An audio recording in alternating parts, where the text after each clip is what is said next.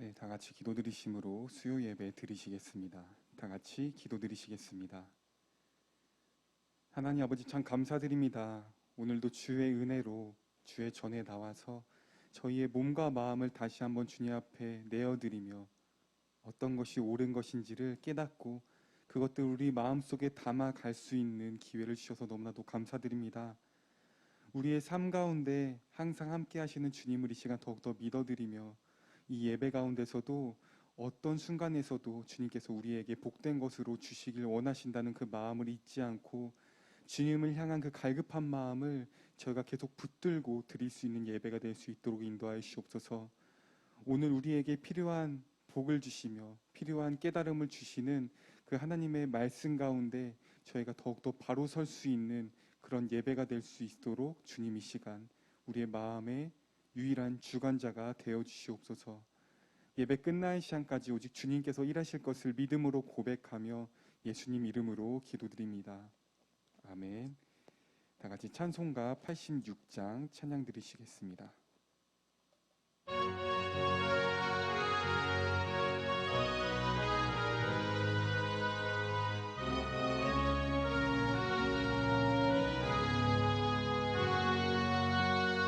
내가 늘 의지하는 예수 나의 상처 입은 심령을 불쌍하게 여기사 위로하여 주시니 미쁘신 나의 좋은 친구 내가 의지하는 예수 나의 사모하는 친구 나의 기도 들으사 응답하여 주시니 미쁘신 나의 좋은 친구 주의 손 의지하고 살 때 나를 해할 자가 없도다 주님 나의 마음을 크게 위로하시니 미쁘신 나의 좋은 친구 내가 의지하는 예수 나의 사모하는 친구 나의 기도 들으사 응답하여 주시니 미쁘신 나의 좋은 친구 내가 요단강 건너가며 마음이 두려워서 떨 때 주가 인도하시니 어찌 두려워하랴 미쁘신 나의 좋은 친구 내가 의지하는 예수 나의 사모하는 친구 나의 기도 들으사 응답하여 주시니 미쁘신 나의 좋은 친구 이웃 천국에 올라가서 모든 성도들과 다 함께 우리들을 구하신 주를 찬양하리라 미쁘신 나의 좋은 친구 내가 의지하는 예수 나의 사모하는 친구 나의 기도 들으사 응답하여 주시니 미쁘신 나의 내가 의지하는 예수 내가 의지하는 예수 나의 사모하는 친구 나의 기도 들으사 응답하여 주시니 미쁘신 나의 좋은 친구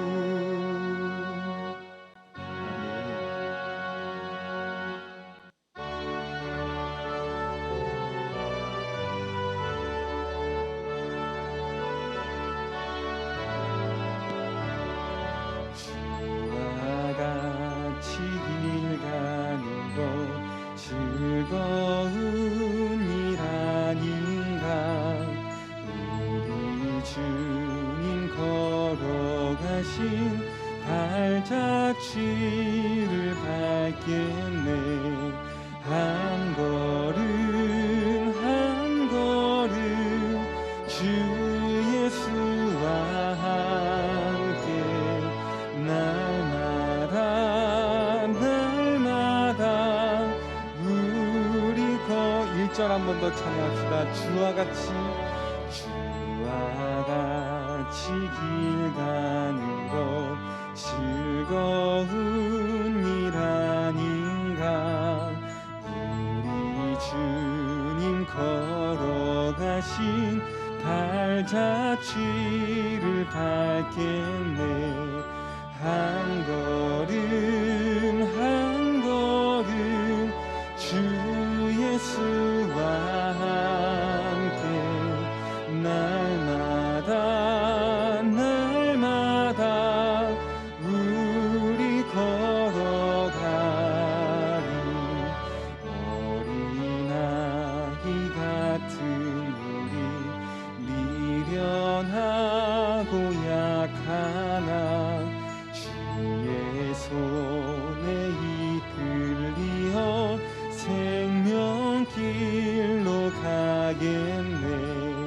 한 걸음 한 걸음 주 예수와 함께 날마다 날마다 우리 걸어가리. 꽃이 피는 들판이나 험한 골짜기라도 주가 인도하는 대로 주와 같이 가겠네. 한 걸음 한 걸음 주 예수와 함께 날마다 날마다 우리 걸어가리. 선지자의 녹같이 우리들도 천국에 들려 올라갈 때까지 주와 같이 걷겠네. 한 걸음 한 걸음 주 예수와 함께 날마다 날마다 우리 걸어. 2절 어린아이 같은 우리 같은 우리 미련하고 약하나 주의 손에 이끌리어 생명길로 가겠네. 한 걸음 한 걸음 주 예수와 함께 날마다 날마다 우리 걸어간.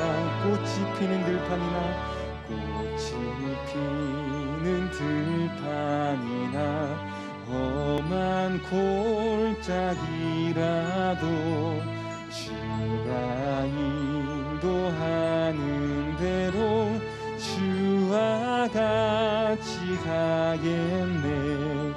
한 걸음 한 걸음 주 예수와 함께 날마다 날마다 우리 걸어. 한 걸음 한 걸음 한 걸음 한 걸음 주 예수와 함께 날마다 날마다 한 번 더 고백합시다. 한 걸음 한 걸음 한 걸음 한 걸음 주 예수와 함께 날마다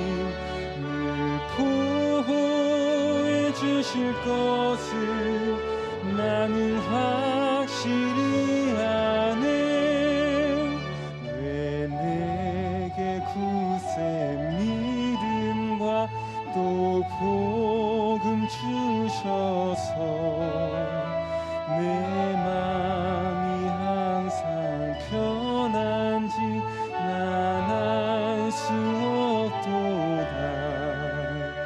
내가 믿고 또 의지하는 내 모든 형편하시는 주님 늘 보호해 주실 것을 나는 확실히 아네. 왜 내게 성령 주셔서 내 마음 감동해 주 예수 믿게 하는지 난 알 수 없도다. 내가 믿고 또 의지하는 내 모든 형편 아시는 주님 늘 보호해 주실 것을 나는 확실히. 3절 한 번 더 찬양합시다. 왜 내게 성령 주셔서 내 마음 감동해 주 예수 믿게 하는지 난 알 수 없도다. 내가 믿고 또 의지하는 내 모든 형편 아시는 주님 늘 보호해 주실 것을 나는 확실히.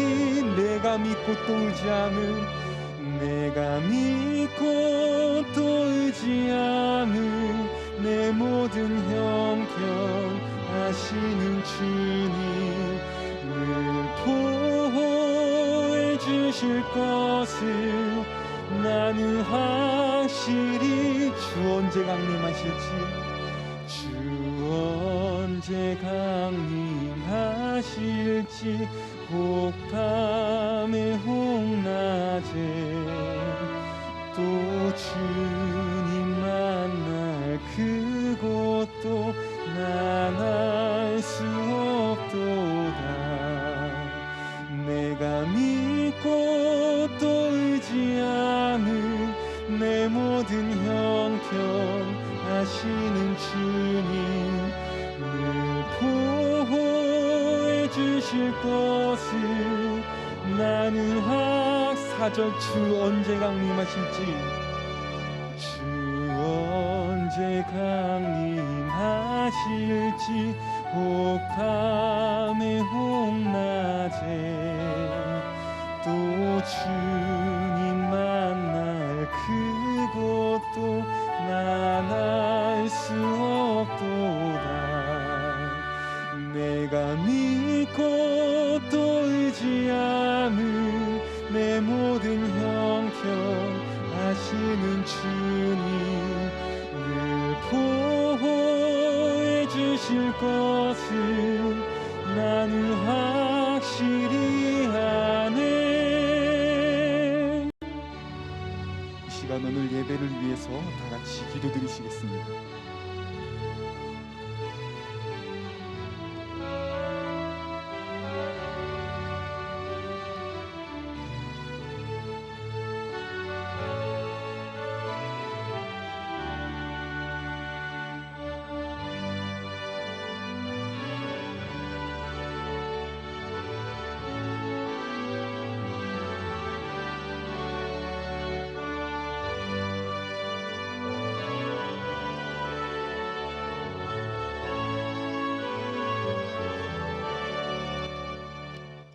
하나님 감사합니다. 하나님 예배할 수 있는 귀한 시간 저희들에게 허락해 주셔서 이 시간 하나님 앞에 저희들의 마음을 내려놓고 은혜로 채워주시기를, 말씀으로 채워주시기를, 성령으로 함께하여 주시기를 소망하는 마음으로 아버지께 예배드리게 하심을 참으로 감사드립니다. 하나님 이 시간 예배 끝나는 시간까지 하나하나 모든 것들을 하나님의 손에 올려드립니다. 하나님 저희들 가운데 역사하여 주셔서 깊게 저희들의 영혼 가운데, 저희들의 삶 가운데 개입하여 주셔서 우리가 하나님이 아닌 피조물로서의 그 위치에서 정확한 자신의 위치에서 온전히 하나님을 제대로 예배할 수 있도록 하나님만 높여드리는 그런 삶을 살아갈 수 있도록 하나님께서 기뻐하시는 그 새 나라의 백성들로 살아갈 수 있도록 말씀으로 더욱더 깨닫게 하여 주시고 말씀 앞에 굴복할 수 있도록 순종할 수 있도록 은혜로 역사하여 주시옵소서. 교회에 속한 자들 한 사람 한 사람 찾아가 주시고 그들의 삶 가운데 그들을 궁극적으로 불행하게 하며 사망 가운데로 이끌어가는 절대로 행복하게 하지 못하게 하는 더러운 미혹해 하는 악한 것들 그 마귀의 모든 일들 가운데서 빠져나올 수 있도록 하나님 이 시간 그들을 하나님의 긍휼로 덮어주시옵소서. 그들의 온전한 생각을 가지고 온전한 마음을 가지고 온전한 마음 자세를 가지고 하나님 앞에 하나님을 높여드리는 하나님을 예배하는 하늘나라에 들어가기에 조금도 부족함이 없는 그런 삶을 살아낼 수 있는 진정한 하나님의 자녀들 될 수 있도록 하나님 그들 가운데 역사하고 있는 더러운 악한 것들의 그 모든 어두움의 일들을 차단시키시고 아니 드러내시고 더 이상 그들 가운데서 역사하지 못하도록 하나님 그들을 하나님의 크신 사랑으로 덮어 주시옵소서. 다시 한번 끝나는 시간까지 성령께서 역사해 주셔서 하늘의 귀한 것들을 온전히 먹고 마실 수 있도록 주여 도와주시옵소서. 예수님 이름으로 기도합니다. 아멘. 네, 누가복음 18장 말씀 보도록 하겠습니다. 누가복음 18장 말씀. 사도행전을 보다가 사도행전의 주제 하나님의 나라에 대해서 우리가 제대로 좀 보자 하는 차원으로 누가복음을 보기 시작한 지가 지금 몇 달째인데 금방 끝날 것 같았지만 거의 누가복음 전체를 다 훑다시피 하는 중에 있어요. 그러나 이제 몇 장 남지 않았어요. 생각보다 하나님의 나라가 주제이기 때문인지 굉장히 많은 말씀들이 하나님의 나라라는 그 주제 안에서 지금 말씀이 이루어지고 있다 하는 것을 알 수가 있죠. 지난주에는 과부와 재판관 1절부터 8절 말씀까지를 보면서 세상의 관원, 정의롭지도 않은 재판관도 자꾸 찾아오는 과부의 그 청원을 귀찮아서라도 그 억울함을 풀어주더라. 근데 하나님은 오죽하시겠냐. 그러니 기도할 때 계속 하나님이 야 내가 진짜 귀찮아서라도 내가 얘 기도를 들어줘야 되겠다 라고 하는 생각이 드실 만큼 계속 하나님께 계속 기도해라. 그런데 이제 예수님이 18장 8절에 덧붙인 이 말씀을 보면 근데 예수님이 내가 다시 올 때 그런데 믿음을 갖고 있는 사람이 몇 명이나 있을까? 생각보다 이렇게 믿음을 가지고 긴 시간 기도 응답이 될 때까지 쉬지 않고 기도한다는 것은 정말 쉽지 않은 일이다 하는 그런 얘기를 하는 것을 봤고요. 그리고 이제 9절부터 14절까지 말씀을 봤죠. 자기만 옳다고 생각하는 바리새인들이 있었고 저는 죄인입니다라는 마음에 하나님 앞에 나와서 가며 하늘을 쳐다보지도 못하고 가슴을 치면서 하나님이 죄인에게 자비를 베풀어 주세요라고 기도를 한 이 두 정말 양극단에 있는 이 두 사람. 그런데 자기가 정말 잘한다고 생각했고 저 죄인들보다 잘 살고 있는 것에 감사까지도 하고 있는 이 바리새인들. 그런데 자기들은 옳다고 생각해서 자신 있게 하나님 앞에 나와서 기도하는 이 사람들은 하나님의 의의를 입지 못하고 오히려 죄인이라고 얘기한 세리가 하나님의 용서를 받았다. 하나님의 의로움을 받고 돌아갔다라고 하는 것을 9절부터 14절까지 말씀이 이야기하고 있죠. 하나님의 나라가 겸손한 자가 하나님의 나라를 들어갈 수 있다 하는 그런 얘기를 하고 있는 거예요. 난 잘하고 있다. 난 쟤보다 잘났다. 라고 하는 그런 마음을 갖고 있는 사람은 낮아진다 하는 말씀이 14절에 마무리로 이야기를 하고 있죠. 그런데 18절에서 다시 한번 이런 일이 벌어져요. 그런데 중간에 지금 15, 16, 17절을 보면 어린아이들에 대한 축복해 주시는 예수님의 모습을 볼 수가 있어요. 비슷한 바리새인과 같은 나는 잘했어요 라고 얘기하는 이야기, 두 에피소드 사이에 중간에 어린아이를 축복해 주시는 예수님의 모습이 나오죠. 이유가 있겠죠. 15, 16, 17절 함께 읽도록 하겠습니다. 사람들은 자기네 아기들까지 예수께 데리고 와서 예수께서 손을 얹어 축복해 주시기를 바랐다. 그러나 제자들은 그 어머니들을 그냥 돌려 보내려 하였다. 그러자 예수께서 어린아이들을 가까이 부르시며 제자들에게 말씀하셨다. 어린아이들을 내게 오게 하라. 그들 앞을 가로막지 말라. 하나님 나라는 이런 어린아이들처럼 의지하는 마음을 가진 사람들의 것이다. 누구든지 어린아이처럼 하나님 나라를 받아들이지 않으면 결코 하나님 나라에 들어갈 수 없다. 비슷한 자기들이 잘하고 산다고 얘기하는 바리새인들 사이에 에피소드 하나가 들어가는데 어린아이들을 칭찬해 주시는 그런 이야기가 들어가요. 이유는 17절 하나님 나라에 대해서 하나님 나라를 주고 싶어 하시는 것이 하나님의 뜻인데 사람들이 어린아이들 같지 않아서 하나님 나라를 받아들이지 않는다는 거예요. 어린아이들은 어떻게 하나님 나라를 받아들일 수 있게 되는 것인가? 16절이 아예 노골적으로 답을 써놓고 있죠. 16절 끝 문장. 하나님 나라는 이런 어린아이들처럼 의지하는 마음을 가진 사람들의 것이다. 의지. 좀 더 다르게 표현하자면 이 어린아이들은 자기 논리가 없어요. 이게 무슨 얘기냐?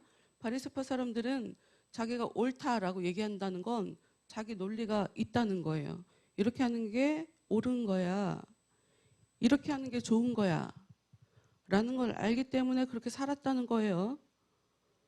근데 어린아이들은 뭐가 뭔지 몰라요.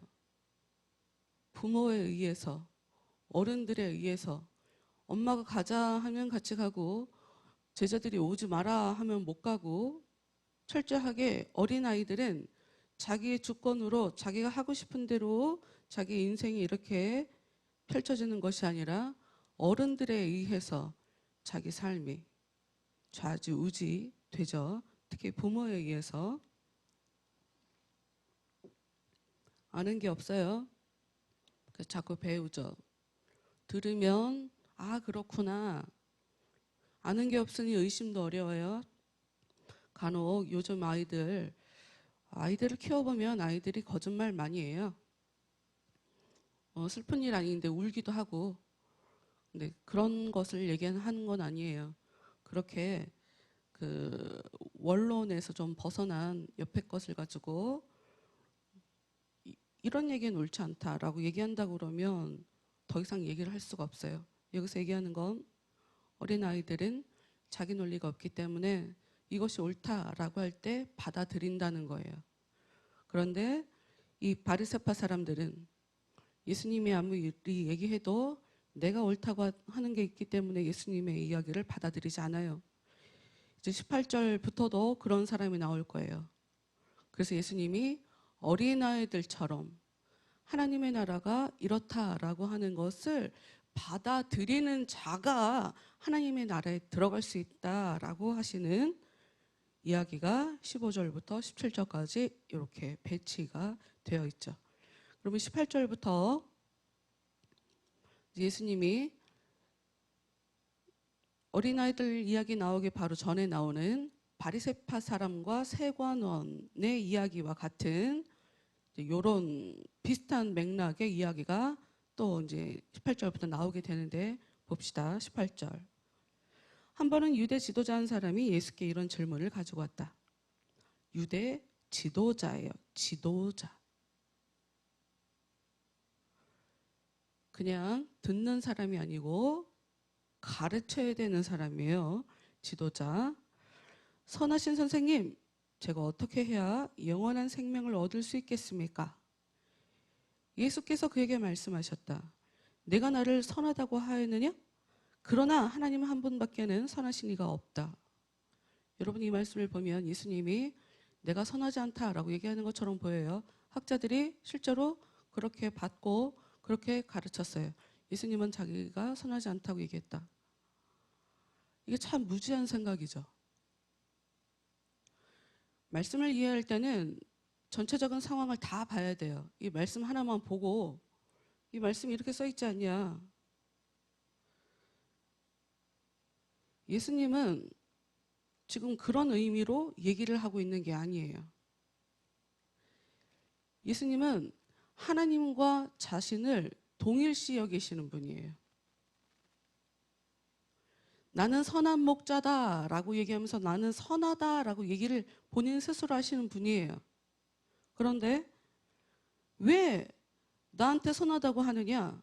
하나님 한 분밖에 선한 이가 없다라고 얘기를 했다고 하는 이 얘기를 보고 다른 데서 예수님이 어떻게 얘기했는지는 전혀 고려하지 않은 채 예수님은 자기가 선하지 않다고 생각한다. 이게 나쁜 선생인 거예요. 나쁜 지도자죠. 전부 다를 아는 것이 아니라 하나만 보고 답을 금방 내려버리는 거. 금방 안다고 생각하는 거. 예수님이 마가복음에서 이런 일도 있었죠. 그 중풍병자 누워있던 그 침상을 가지고 가라.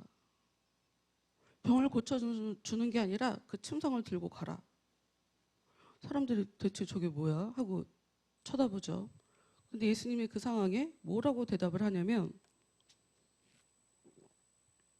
네가 죄사함을 받아라 라고 하는 이 말하고 일어나 네 상을 가지고 걸어가라 하는 말 중에 어떤 것이 쉽겠냐?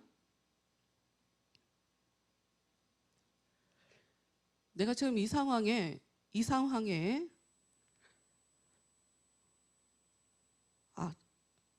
제가 지금 다른 말씀이랑 헷갈렸네요.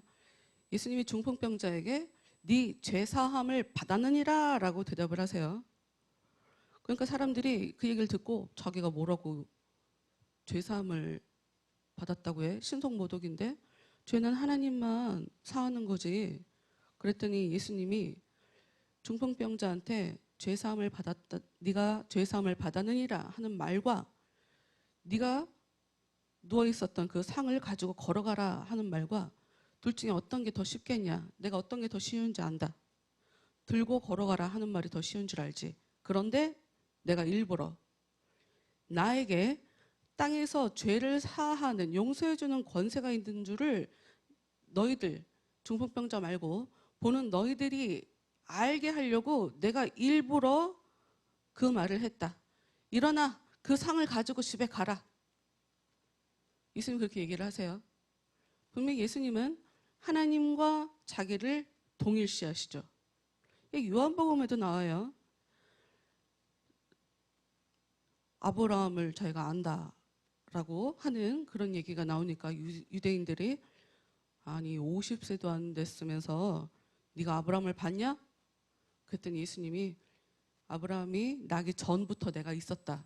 그랬더니 유대인들은 너무 황당해서 돌을 들어서 예수님을 치려고 하는 그런 장면도 요한복음에 나오고 하나다라고 얘기하는 그런 부분도 있단 말이에요. 그런데 그러면 이 말씀이 굉장히 우리에게는 복잡해지는 그런 말씀이 돼요. 왜 이렇게 이야기를, 왜 이런 헷갈릴 만한 답을 하신 걸까? 아, 맞다. 내가 요즘 드라마를 하나 보는 게 있어요. 너는 나의 봄. 처음에 볼 때는 너무 불편해갖고, 아, 이 사람도 정신병자 같고 저 사람도 정신병자 같은 거예요. 드라마 그 배역들이 나와서 하는 행동들이. 그래서 아, 내가 너무 예민한 걸까? 내가 너무 까다로운 걸까? 난 왜 그냥 지나가지 못하고 저 사람의 말투 하나, 표정 하나, 왜 저런 상황에 꼭 저렇게까지 대답을 해야 되나? 왜 이렇게 너무 디테일하게 그렇게 바라보는 걸까? 내가 정신병자 같잖아요. 그래서 내가 너무 내가 왜 그러는 걸까 하고 봤어요. 근데 주인공이 정신과 의사예요. 주인공 자체가. 지금 12화까지 봤는데 어저께 와, 내가 요즘 드라마를 보면서 이렇게까지 열폭하면서 운 적이 있었던가? 라는 생각이 들 정도로 내가 너무 막 오열을 하는 거예요. 이유가 있어요. 그 드라마의 그 주제를 하나 잡으면 뭐라고 얘기를 할 거냐. 남녀간의 사랑 얘기니까 사랑이라고 하겠지만 저는 그게 아니라 표현법의 차이, 그거로 인해서 나타나는 오해, 사랑해요. 그러니까 어떤 사람은 사랑하기 때문에 헤어진다라는 말을 도통 이해를 못하지만 사랑하니까 헤어져야 하는 상황이 돼버린 거예요. 근데 헤어짐을 통보받은 한쪽 입장에서는 네가 나를 사랑하지 않아서 저러는구나 하고 믿어버려요. 아니, 이건 여러분들이 직접 봐야 돼. 제가 이 드라마를 왜 여러분한테 뜬금없이 추천을 하냐면, 그리고 12회까지 보려면 1화부터 11화까지 좀 봐야 될 필요가 있어요. 왜냐면 이들이 이제까지 살아온 과거와 이게 너무 결부가 되어 있다. 사람의 성격이나 표현은 이제까지 사람이 어떻게 살아왔느냐에 따라 결정되죠. 너무 사랑하니까 너무 배려하다가 그것이 오히려 오해가 되는 거예요. 상처받을 상황이 아닌데 상처를 주고 상처를 받고 그래요. 근데 제가 이 얘기를 왜 하냐면 여러분들이 신앙생활을 할 때 제가 사람들 보면서 너무 그게 안타까운 부분인 거예요. 아니, 하나님을 모르는 사람들이 뭐 이렇게 하나님에 대해서 안다고 하나님에 대해서 오해하며 사는지 나는 이게 도통 이해가 안 가는 거예요. 여러분, 하나님 잘 알아요? 하나님 잘 알아요? 하나님 잘 안다고 생각하나? 남편이랑 나랑 평소에 잘 못 보니까 전화 통화를 길게 할 때가 있어요. 오늘도 1시간 20분을 새벽에 6시부터 통화를 했는데 우리 남편도 자주 어떤 생각을 하냐. 하나님이 대체 내가 뭘 잘해갖고 나한테 복을 주는 것일까? 모르겠다. 이제까지 힘든 일이 있었는데, 그리고 이제 제가 그 얘기를 했어요. 부모가 똑같은 부모 밑에서 부모가 아이들의 삶을 사는데 영향력을, 그러니까 모든 것이 다 부모 탓이라면, 자식들의 인생에 모든 것이 다 부모의 탓이라면 왜 어떤 아이는 잘 되고 어떤 아이는 잘 못 되는가? 몰라요. 왜 잘 되는지도 모르고 왜 안 되는지도 잘 몰라요. 대충 짐작하는 거지. 근데 우리 남편의 얘기가 내가 너무 참 좋다라고 얘기했던 것이, 자기가 힘들 때마다 하나님이 무슨 뜻이 있으시겠지. 난 너무 무지하고 하나님은 지혜로우시니 무슨 이유가 있겠지. 그래서 참 안 가르쳐줘. 참 우리 남편은 잘 안 해. 나 혼자는 그 생각을 했거든요. 맞죠. 나도 그랬거든. 긴 시간 동안. 내가 하나님은 왜 나는 힘든 일이 없었겠어요. 나도 힘든 일이 많았지. 그런데 힘든 일을 겪을 때 나도 모르게 이상한 말을 고백하더라고요. 예. 제가 나중에 힘든 사람들한테 해줄 말은 많겠네요. 그 얘기를 한 적이 있어요. 어느 누구도 나한테 그런 식으로 얘기를 한 적이 없었는데 내가 그런 얘기를 하면서 내가 힘든 것을 또 이렇게 담담히 견뎌내고 있더라고요. 이 갑자기 얘기를 왜 하냐? 이 유대 지도자 한 사람, 이 사람이 지금 예수님을 믿지 못하더라. 예수님의 얘기에 대해서 오해하더라. 좋은 거 나쁜 거를 제대로 구별하지 못하더라. 지금 그 얘기를 하려고 얘기를 꺼냈어요. 지도자가 와서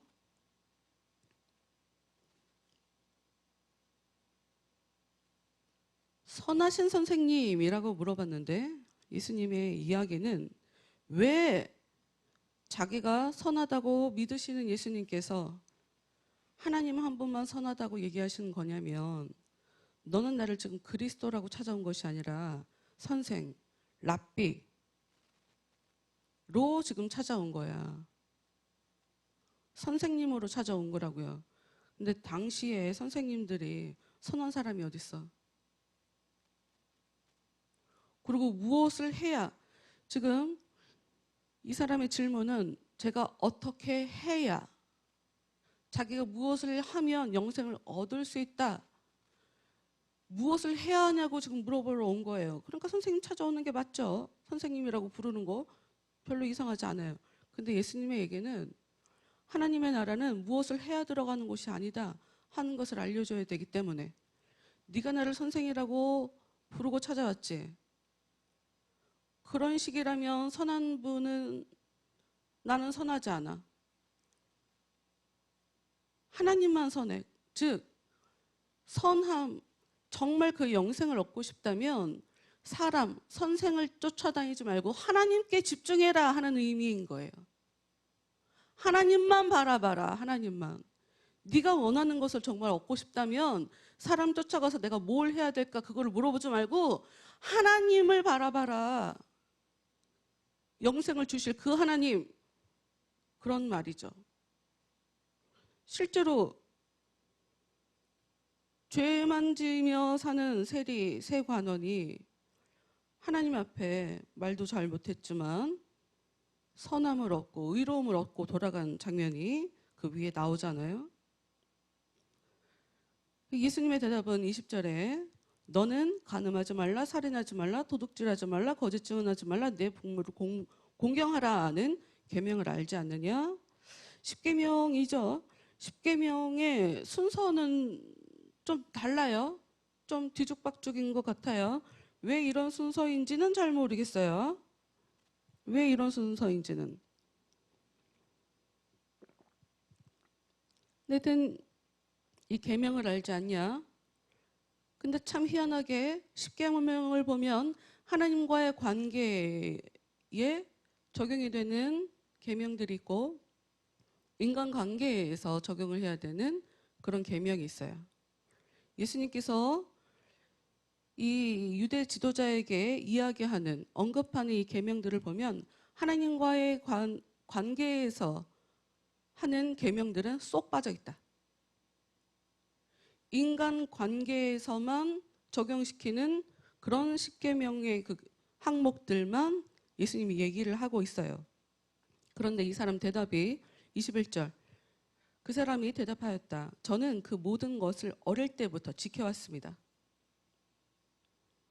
저는 다 잘했어요. 어렸을 때부터. 글씨가 좀 다를 뿐 바리새파 사람이 성전에 와서 나는 옳고 쟤는 잘못했고 라고 얘기하는 그 사람의 지금 자세와 똑같은 걸 볼 수가 있어요. 하나님 앞에. 그런데 참 희한한 건 앞에 바리새인과 좀 다른 게 있죠. 앞에 바리새인은 자기 만족이 있어요. 자기 의가 자기 만족까지 갖다 주고 있는데 이 사람은 자기 의는 있는데 만족은 없는 상태예요. 공허함, 불안함, 평안이 없어요.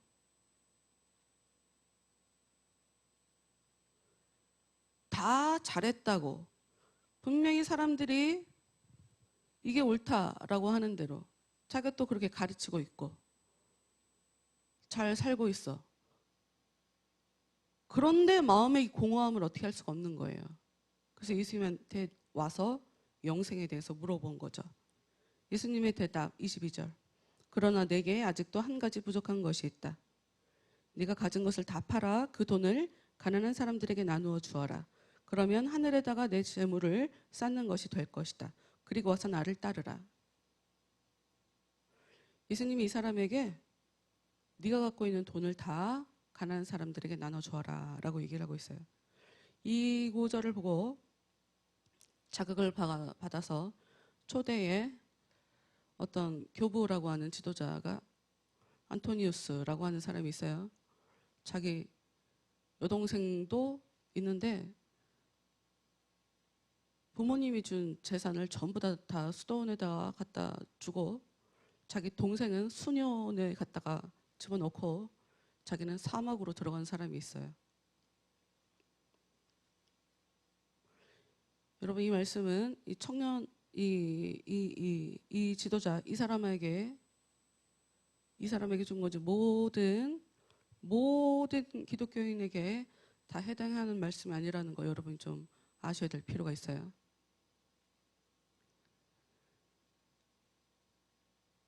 예수님의 이 이야기가 무엇을 건드렸냐? 이 사람이 해결해야 할 딱 그 문제, 정리하지 못한 딱 정확한 그 사람의 문제를 지금 딱 드러내고 있다. 23절. 그 사람은 이 말씀을 듣자 침울한 표정으로 가버렸다. 그는 큰 부자였기 때문이다. 돈이 있는 게 문제가 아니라 돈을 의지한 게 문제예요. 이 사람은. 이 사람은 돈이 있으니까 여유 있게 다른 사람들이랑 인간관계 잘하고 그러고 사는 거예요. 여러분 부자가 되면 여유로워져요. 부자가 되면 여유로워져요. 힘이 있어져요. 목소리도 당당해져요.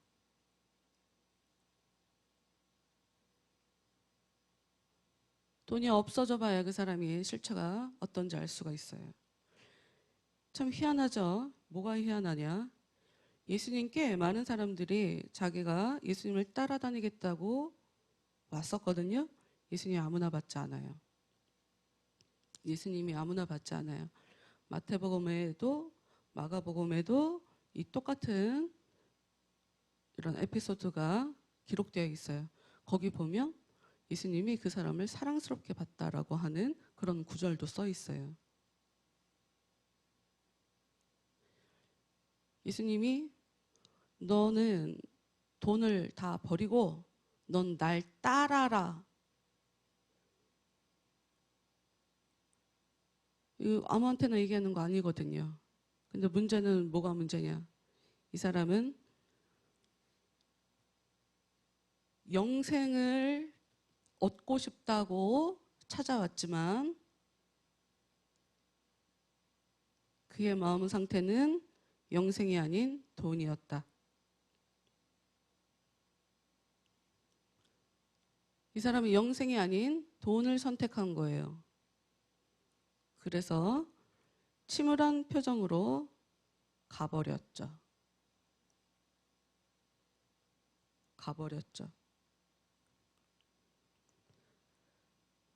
29절 30절 말씀 한번 볼까요? 29절 이 에피소드의 마무리인데 29절 30절 예수께서 말씀하셨다. 내가 진정으로 말한다. 누구든지 하나님 나라를 위하여 집이나 아내나 형제나 부모나 자녀를 버리는 사람은 이 세상에서 여러 갑절의 보상을 받을 뿐만 아니라 오는 세상에서는 영원한 생명을 얻을 것이다.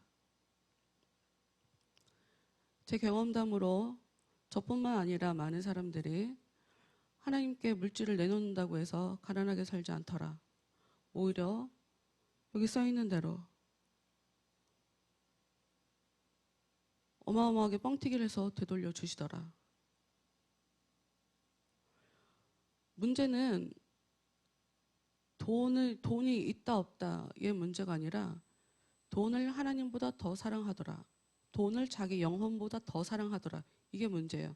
근데 모르죠. 당사자는. 당사자들은 알지 못해요. 삶이 여유가 있어서 당당하게 사는 건데 나라는 사람 자체가 당당하게 사는 걸로. 언제든지 돈이 없으면 찌질해질 건데 내가 괜찮은 사람이다라고 하는 이상하게 포장을 해놓고 그렇게 살죠.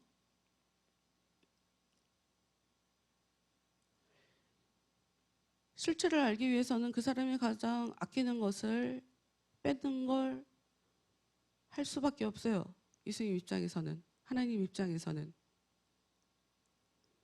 가장 사랑하던 독자 이삭을 하나님께서 아브라함에게 내놔라 라고 얘기하셨던 것처럼 그 사람이 돈에 대해서는 좀 미련이 적잖아요. 성경을 보면 그래요. 아브라함이 돈에 대해서는 그닥 많이 욕심이 없어요. 포기를 쉽게 해요. 이 자식은 그걸 못했거든. 그러더니 돈 갖고 테스트를 한 게 아니라 자식 갖고 테스트를 하시더라고. 24절. 예수께서는 그가 가는 것을 지켜보시다가 제자들에게 말씀하셨다. 부자가 하나님 나라에 들어가기는 매우 어렵다. 여러분 여기서도 돈이 많은 사람이 하나님 나라에 들어가기 어려운 거다라고 하는 글자만 보고 이렇게 이 말씀을 이해했다고 생각하시면 안 된다. 우리 마음속에 하나님이 아닌 다른 것들로 가득 채워져 있다면, 이상한 여유들로 가득 채워져 있다면 그 사람이 부자인 거예요. 하나님 말고 의지할 때가 많다면 의지할 사람이 많던가 다른 물질적인 것이 많던가 그럼 그 사람은 부자인 거예요.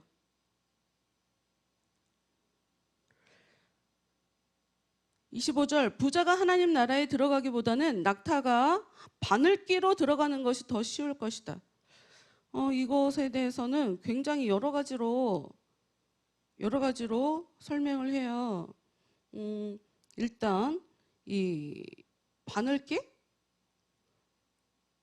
바늘귀라고 하는 것이 실제로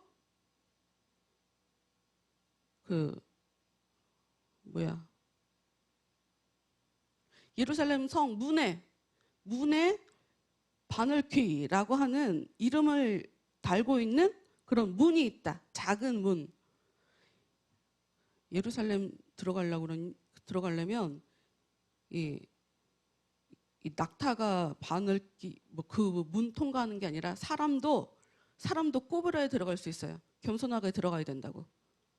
하나님 앞에 들어갈 때 겸손하게 들어가야 된다고 해서 문이 진짜 작아. 와, 진짜 시꺼매. 작고 시꺼매. 속에 들어가면 완전히 다른 풍경이 보이지만 정말 이렇게 구부리고 들어가야 되는 이 바늘귀를 그 작은 문이라고 얘기하는 경우도 있고요. 그리고 이 낙타를 밧줄이란 단어의 착각으로 해석하는 그런 경우도 있어요. 왜냐하면 낙타가 영어로 카멜이잖아요. 근데 이게 헬라어로 하면 카멜로스란 말이죠. 카멜로스. 근데 이 밧줄이 헬라어로 카밀로스예요. 되게 비슷하죠. 그래서 밧줄이란 단어를 잘못 쓴 게 아니야. 모음 하나 잘못 쓰면 그렇게 되니까 그렇게 얘기도 하는데 아예 모으면 중요해요. 뭐가 중요해? 그게 중요한 게 아니라 부자는 하늘나라 들어가는 것이 쉽지 않다라고 하는 것이 이것이 예수님께서 얘기하고 싶은 거죠. 그런데 뭐가 문제냐? 당시 부자라고 할 때는 하나님께서 복을 주신 사람이라고 아예 단정 지어버렸어요. 그래서 유대인들이 사람들 앞에 자신 있는 거예요. 그래서 떳떳한 거예요. 우리도 그러잖아. 부자를 보면 와, 저 사람은 뭐 이렇게 무슨 복이 있어서 저렇게 부자로 산대. 아이고, 저 사람 복이 없어서 박복해서 저렇게 고생하며 사는구나. 우리도 그래요. 우리도. 그 당시에 더 그랬다. 그러니 26절 이 말씀을 듣고 있던 사람들이 말하였다. 만일 그렇다면 누가 구원을 얻을 수 있겠습니까? 그렇지. 아니, 우리는 부자가 하나님의 복을 받은 사람이라고 생각했어요. 이제까지 그렇게 생각하고 살아요. 그런데 그 부자도 하늘나라 들어가기 어렵다고 그러면 대체 누가 하늘나라에 들어간다는 얘기예요? 그런데 예수님이 대답하십니다. 27절 사람들이 할 수 없는 일을 하나님께서는 하실 수 있다.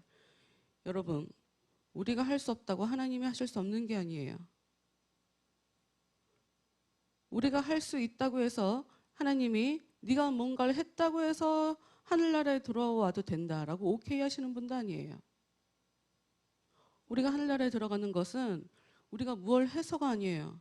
우리가 하나님에 대해서 어떤 마음과 어떤 자세, 태도를 갖고 있나가 결정짓는 거지.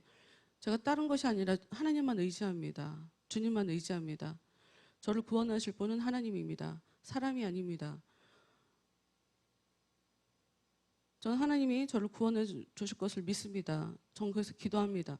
뭐 이런 식의 삶을 사는 것을 보고 하나님이 결정하시는 거죠. 그런데 참 재미있는 것은 예수님이 사람들이 할 수 없는 일을 하나님께서 하셨다고 얘기하니까 베드로가 톡 튀어나와서 요 얘기를 톡 받아 먹습니다. 뭐라고 대답을 하냐? 저희는 가진 것을 다 버리고 주님만을 따라왔습니다. 아, 나 진짜 베드로. 너무 베드로답게 부자가 못 들어간다, 하늘나라. 그랬더니 우리는 저 사람은 버릴 걸 못 버려서 근심하며 갔잖아요. 우리는 다 버리고 주님만을 따라왔습니다. 자랑하는 거죠. 의기양양해서. 이런 게 곤란하다. 이런 게 곤란하다. 그래요. 버리는 거 쉽지 않죠. 그런데 뭐가 문제냐? 제자들은 3년 동안 예수님이랑 함께 다니면서 예수님의 정체에 대해서 끝까지 알지 못했다. 심지어 예수님께서 사람들한테 주고 싶어 하시는 하늘나라에 대해서도 끝까지 알지 못했다. 뭐가 더 낫다는 거예요? 우리가 예수님을 3년 동안 따라다녀서? 아니면 쟤는 부자라 저거 아까워서 버리지도 못하는데 나는 예수님 얘기 듣자마자 버리고 왔는데 그게 자랑스러워요? 이런 사람이 바리새인인 거예요. 난 할 수 있는데 넌 못하지. 너 못하는 거 난 한다? 요게 못된 거예요. 요게 못된 거라고. 내가 할 수 있었으면 하나님의 은혜 때문에, 은혜 덕분에 할 수 있었겠죠. 그래, 좋아요. 버리는 게 당연한 거예요. 그래서 우리는 버렸다 하고 자랑하는 거라고 칩시다. 뭐 이상한데, 얘기가? 버리는 게 당연한데 버렸다고 자랑하는 거는 이상한 거잖아요, 지금. 당연한 걸 해놓고 자랑을 왜 하는 거예요? 당연한 게 어디 있어? 당연한 게. 아니. 자랑할 게 어디 있어, 우리가? 은혜를 알면 너무 당연하죠. 시키지 않아도 당연히 하게 되죠. 너무 자연스럽게 아는 사람이 아니까 그 행동을 했는데 이걸 가지고 자랑한다? 그 마음이 좀 이상하죠.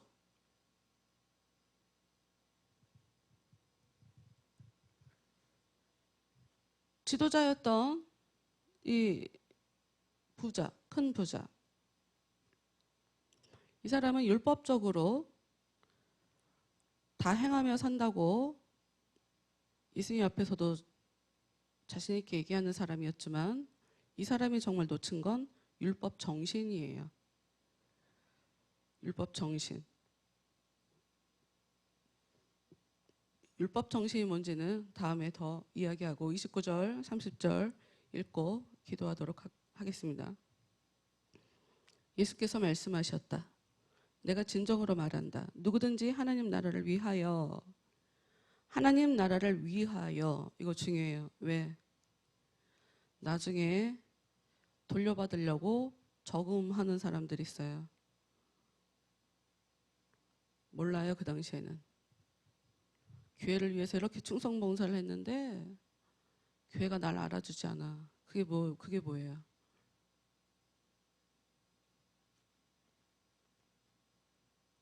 교회 인정받고 하나님께 인정받으려고 저금했다는 얘기밖에 더 돼요. 당신은 몰라요. 그 당시에는 몰라. 하나님 나라를 위하여 집이나 아내나 형제나 부모나 자녀를 버리는 사람은 이 세상에서 여러 갑절의 보상을 받을 뿐만 아니라 오는 세상에서는 영원한 생명을 얻을 것이다. 우리 남편도 이 말씀을 무서워했죠. 왜? 내가 교회 때문에 가족도 버릴 사람으로 보여서 우리 남편이 그랬죠. 우리 애들도 좀 그런 눈으로 봤고, 무식해서 성경을 글씨로 이해하나? 내가 왜 버려요? 왜 버리기는? 성경에 이렇게 써 있다고 버리고 신천지 같은 데 들어가죠. 신천지 말고 많은 이단들이 성경을 가지고 이야기를 하고 성경 이런 말씀을 들이대고 주를 위해서, 하나님 나라를 위해서 버리라고, 가족들 버리라고.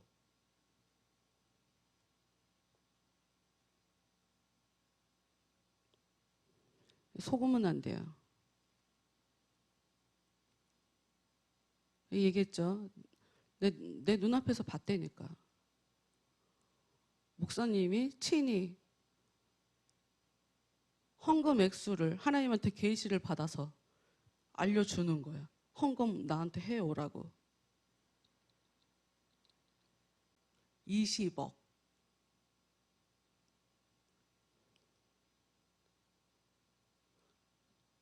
좀 희한하다 싶은 건, 아니 그래도 재벌 부회장이었는데 20억 한꺼번에 낼 줄 알았거든. 근데 나눠서 내더라고. 1억, 2억 이렇게 나눠서 내더라고. 그것도 특이하다 하고도 받고, 근데 그걸 6억까지 내는 거를 보면서 와, 계속 내네. 그게 좀 특이해서 또 봤어요. 계속 보게 되더라고. 근데 이건 아닌 것 같다 싶어서 거기서 스톱 하시긴 했는데, 여러분이 헌금은 자기 마음속에 성령께서 감동을 주셔야 하는 거지. 어떻게 희생을 남이 강요를 해요. 아이고 이상해. 상식이 없어. 서로 상식이 없는 거예요. 듣는 사람도 상식이 없는 거고 이야기하는 사람도 상식이 없는 거고. 기독교는 굉장히 상식적인 그런 종교예요. 우리 보고 희생하는 것처럼, 희생하라고 하는 것처럼 보여요. 다 포기하라고 하는 것처럼 보여요. 아, 이거 어떡하지? 고민되네. 갈등하게 만드는 것처럼, 하나님만 중요하고 내 삶은 중요하지 않은 것처럼, 그렇게 살라는 것처럼 보인다고요. 근데 여러분, 우리가 돈에 대해서 너무 큰 의미를 두고 있기 때문에 그게 우리한테 힘든 문제지. 우리가 하나님을 제대로 믿고 있으면, 우리가 하나님에 대해서 제대로 의뢰하고 있다면, 이 기독교에 있어서 물질은 나의 소유가 아니라 청지, 관리의 개념이에요. 관리의 개념. 그냥 내가 맡고 있는 거예요. 맡고. 그러니 내 거를 다른 사람한테 줄 수도 있는 거지. 아, 누가 지 혼자 쓰라고 줬냐고. 불쌍한 사람들도 나눠주라고 줬지. 그런데 여러분, 이기적인 사람은, 돈에 대해서 굉장히 사랑하는 사람은 물질을 받을 수가 없어요. 하나님 성경을 잘 보면 장애인을 만들어서라도 영혼은 구원하시려고 하는 게 하나님의 열심이에요. 그 목숨이 죽더라도 영혼은 건져야 되겠구나 하는 것이 하나님의 열심이에요. 이게 성경에서 나오는 거예요. 우리가 물질에 대해서 받지 못하는 건 우리가 물질에 대해서 필요 이상으로 많은 의미를 두고 있고 그것들을 의지하고 있고 그거를 너무 즐기고 있다. 나를 위해서, 나만을 위해서.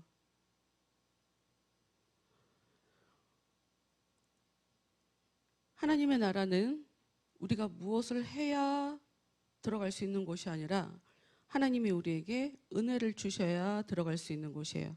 하나님이 우리에게 구원이라는 선물을 주셔야 들어갈 수 있는 곳이고, 하나님이 선물이기 때문에 하나님 마음대로 좀 부족해도 상관없어요. 죄가 있어도 상관없어요. 왜? 일단 하나님의 은혜를 받고 나면 그 사람은 바뀔 거기 때문에 하나님 나라에 들어올 때까지 하나님이 서서히 이렇게 계속 이렇게 만들어 갈 거기 때문에 구원은 하나님의 선물로 우리한테 오는 거고, 또 열심히 기도하고 과부가 계속 불의한 재판장을 진짜 귀찮아, 내가 진짜 못 살겠네 하고 막 치를 떨 때까지 계속 매달리고 하면 또 그런 은혜가 사람한테 찾아간다. 여러분이 그렇게 매달릴 수 있다면 그게 지금 은혜가 여러분 안에서 역사하고 있는 거예요. 어떤 식으로 하나님께서 우리에게 역사해 주실지는 몰라요. 그러나 중요한 거 하나, 뭐가 됐든 둘 다 하나님이 우리에게 은혜를 주셔야 하나님의 나라에 들어가는 거다. 우리가 우리 마음이 어떤지 잘 모르지만 정말 순수하게 어린아이들처럼 이건 이래 라고 예수님께서 얘기할 때 그래요 하고 믿을 수 있다면, 그런 순수한 마음을 가진 사람이 예수님에 대해서 저 얘기를 하시는데 내가 저 얘기는 안 믿어져, 이렇게 계산하지 않고 정말 순수하게 주의 그 말씀을 받아들일 수 있다면 그런 사람들이 하나님 나라에 들어간다. 예수님의 제자들 자기들이 다 버린 걸로 예수님 옆에서 자기들이 잘 살고 있는 것처럼 그렇게 생각했지만 그들도 예수님을 모르고 하나님 나라도 모르고 성령이 오기 전까지는 그냥 시행착오를 어마어마하게 겪으며 정말 스펙타클하게 신앙생활을 했다. 우리도 이 사람들 같을 거예요. 우리는 이 시간에 저를 하나님 나라에 들어가기에 합당한 사람으로 만들어주세요. 제가 하나님께서 무엇을 원하실 때 다른 걸 더 사랑해서 주님의 그 말씀에 순종하지 못하는 그런 일이 일어나지 않게 제 안에 하나님보다 더 사랑하는 것들을 다 보여주세요. 아니, 정리해 주세요. 제가 하나님을 정말 잘 사랑하게 해주시고, 제가 주님을 가장 사랑해서 주를 위해서 사는 자에게 넘치도록 복을 부으신다고 하는 이 하나님의 그 약속을 제 삶 가운데 정말 경험하면서 살 수 있게 하나님, 제 마음을 더 낮게, 더 겸손하게, 어린아이처럼 순수하게 그렇게 만들어주세요. 이렇게 기도하고, 교회를 위해서 기도하고, 나라 위해서 기도하도록 하겠습니다.